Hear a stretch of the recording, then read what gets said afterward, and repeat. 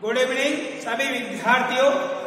अभी तक आपने पढ़ा कि जो है मार्गदर्शन और परामर्श में शिक्षक की भूमिका के बारे में आपने देखा कि जो शिक्षक है उसे सामान्य विद्यार्थियों के लिए और विशेष विद्यार्थियों के लिए भी यहाँ पर जो है कि शिक्षक की आवश्यकता होती है।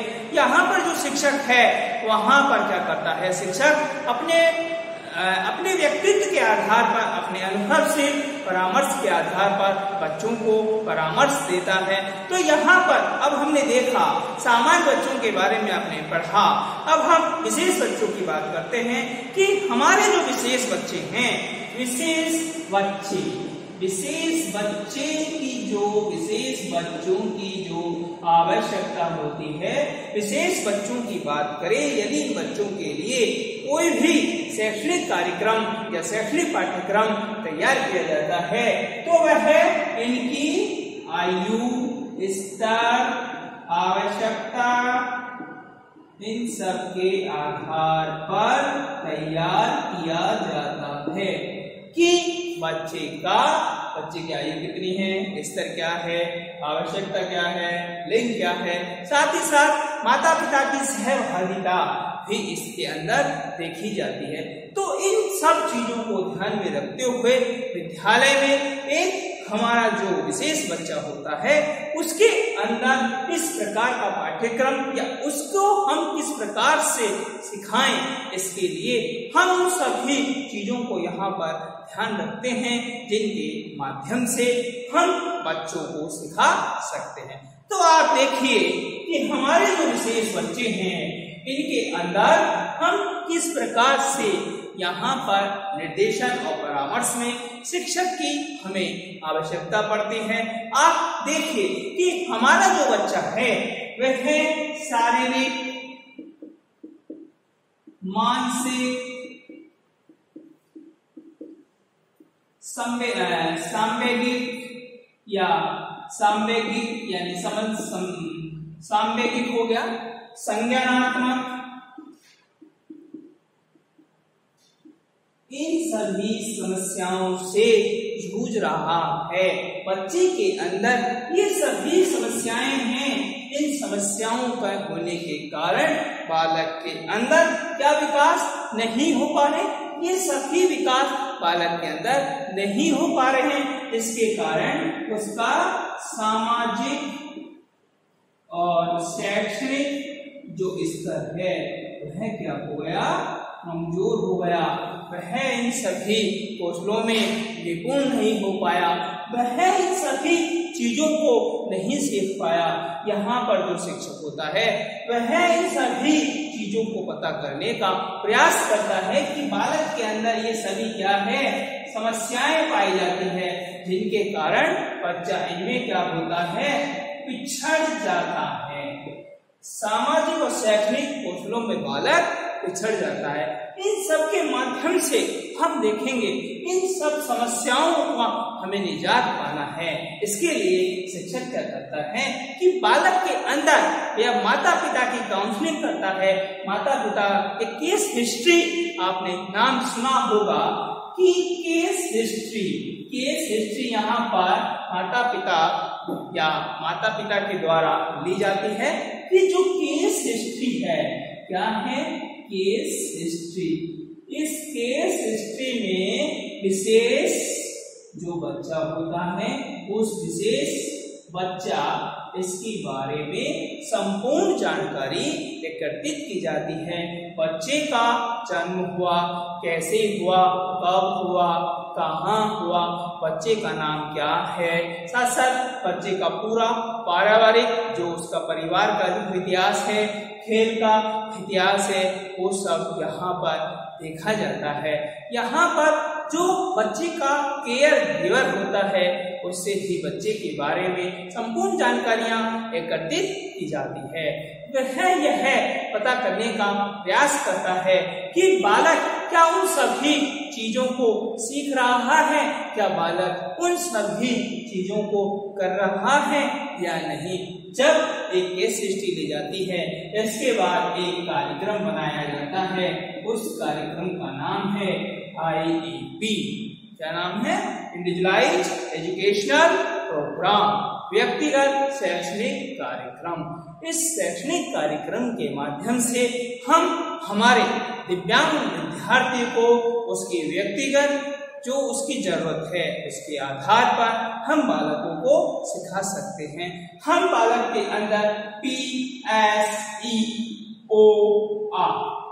ये PSEOR एक जो है शॉर्ट में है, ये जो कौशल या जो स्किल्स है हम इस बालक के अंदर डेवलप करते हैं और इन सभी में हमें शिक्षक की आवश्यकता पड़ती है।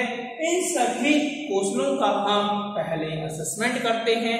P यानी पर्सनल, S यानी सोशल, E यानी एजुकेशनल, O यानी ऑक्युपेशनल, R यानी रिक्रिएशनल।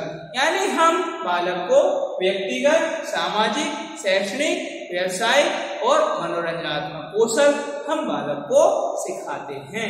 यहाँ पर क्या होता है कि जो शिक्षक है वह विशेष बच्चों को इन सभी समस्याओं से, यदि बच्चा जूझ रहा है, बच्चे की क्या आवश्यकता है, उन आवश्यकताओं के आधार पर जो शिक्षक होता है वह बच्चे को सिखाने का प्रयास करता है।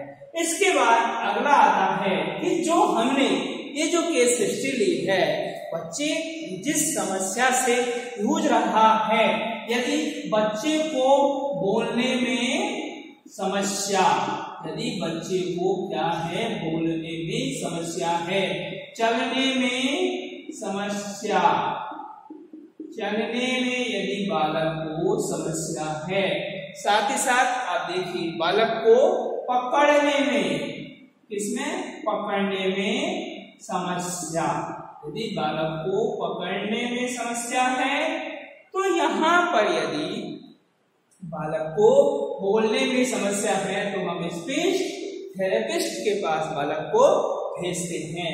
फिर यदि बालक को चलने में समस्या है तो हम बालक को फिजियोथेरेपिस्ट के पास भेजते हैं। यदि बालक को पकड़ने में समस्या है तो हम बालक को ऑक्युपेशनल थेरेपिस्ट के पास भेजते हैं। तो ये देखिए इस प्रकार से फिर अगला है, यदि बालक में तर्क वितर्क करने की क्षमता नहीं है तो हम उसे साइकोलॉजिस्ट के पास भेजते हैं। ये जो साइकोलॉजिस्ट होता है वह बालक की काउंसलिंग करता है और यह पता करने की कोशिश करता है कि बच्चे का IQ क्या है, एजुकेशनल पॉइंट कितना है, सोशल पॉइंट कितना है, यानी उसकी सामाजिक लब्धि कितनी है और बुद्धि लब्धि कितनी है और शैक्षणिक लब्धि कितनी है।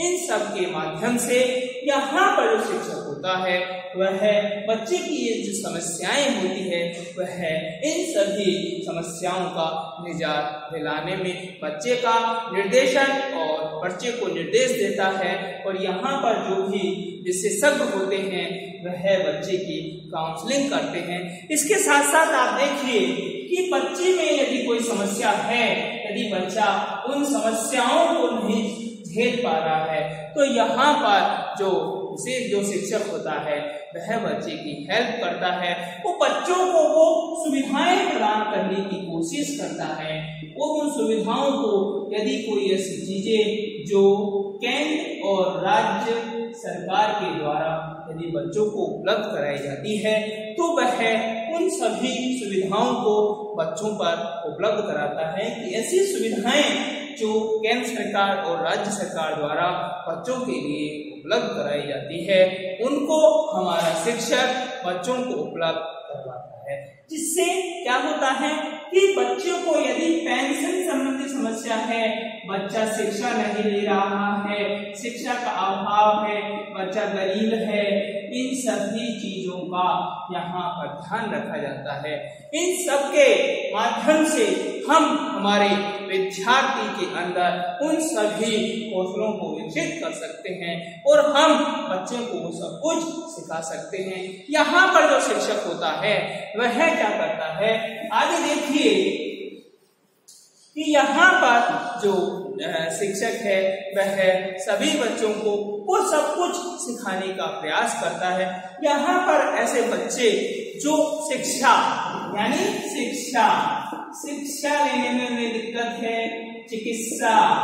चिकित्सा में रोजगार, उनको रोजगार दिलाने में यहाँ पर शिक्षक अपनी भूमिका निभाता है।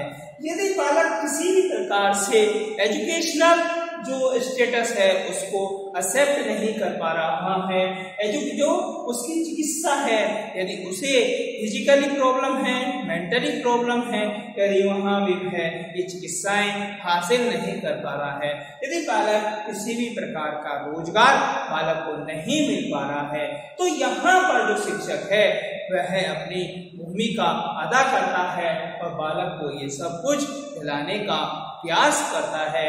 इसके माध्यम से क्या होता है कि जो हमारे विशेष बच्चे हैं वो उन सभी चीजों को सीखने का प्रयास करते हैं। ये सब चीजें हम किसमें रखते हैं, हमारा जो प्रोग्राम है IEP, इसके अंदर हम इन सभी बातों को रखते हैं। इन सभी बातों के माध्यम से जो विद्यार्थी के अंदर जो भी समस्याएं हैं उन समस्याओं का समाधान मिल जाता है। यदि बालक के अंदर कोई शारीरिक, मानसिक, संवेगात्मक, संज्ञानात्मक यदि समस्याएं हैं तो हमारे जो विशेषज्ञ होते हैं, विशेषज्ञों के पास यहाँ पर जो विशेषज्ञ हैं, ये जो विशेषज्ञ होते हैं, इन विशेषज्ञों के पास हमारा शिक्षक जाता है और बच्चों को वो सभी चीजें दिलाने का प्रयास करता है और बच्चों की जो समस्याएं हैं उनका निजात दिलाने का प्रयास हमारा शिक्षक करता है। तो यहाँ पर शिक्षा निर्देशन और परामर्श में है शिक्षक की अहम भूमिका होती है, जो बालकों को वो सभी चीजें दिलाने का प्रयास करता है। तो ये देखिए आपने पढ़ा कि यहाँ पर निर्देशन और परामर्श में शिक्षक की भूमिका होती है।